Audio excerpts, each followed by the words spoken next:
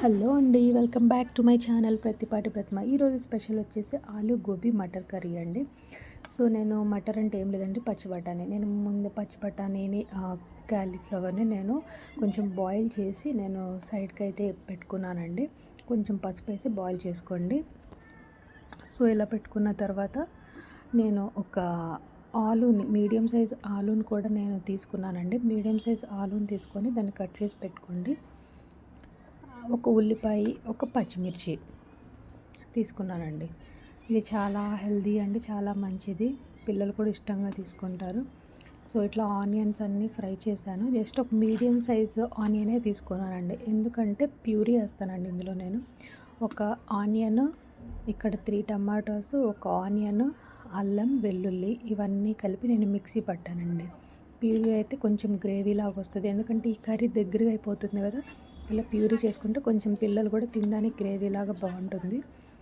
So ఇలా చేసుకున్న తర్వాత కొంచెం మీడియం సైజే తీసుకోండి ఉల్లిపాయ అనేది. కొంచెం బ్రౌన్ షేడ్ వచ్చేంత వరకు ఇది ఫ్రై చేసుకోండి. అలా బ్రౌన్ కలర్ వచ్చేంత వరకు ఫ్రై చేసుకున్న తర్వాత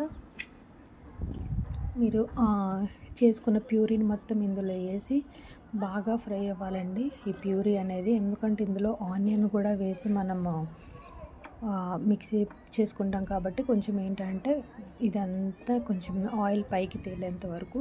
ఇందులోనే నేను ఆలు కూడా వేసానండి. ఫస్ట్ ఆలు వేయడం మర్చిపోయాను. ఆనియన్స్ ఫ్రై అయినప్పుడు ఆలు వేసుకోవచ్చు, లేదా మీరు ఈ స్టేజ్లో అన్నా వేసుకోవచ్చు, పర్లేదు. టమాటా ప్యూరీతో పాటే ఆలు కూడా ఉడికిపోతుంది. అలా ఆలు ఒక 5 మినిట్స్, ఒక 5 to 10 మినిట్స్ తర్వాత నేను ఉడికించింది మొత్తం కర్రీలో వేసేసానండి.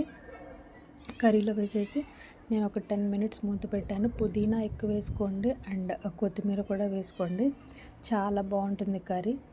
కొంచెం అదంతా కొంచెం వాటర్ ఎక్కువ పోసుకోండి, ఎందుకంటే దగ్గరకు వచ్చేంత వరకు ఆలు కానీ అవన్నీ కానీ కుక్ అయిపోతాయి బాగా. సో కొంచెం వాటర్ పోసుకొని దగ్గరికి ఇలా వచ్చేంత వరకు ఉంచండి. ఇలా వచ్చేంత వరకు ఉంచుకొని దించేసుకోండి, అంతే. బాగుంటుంది.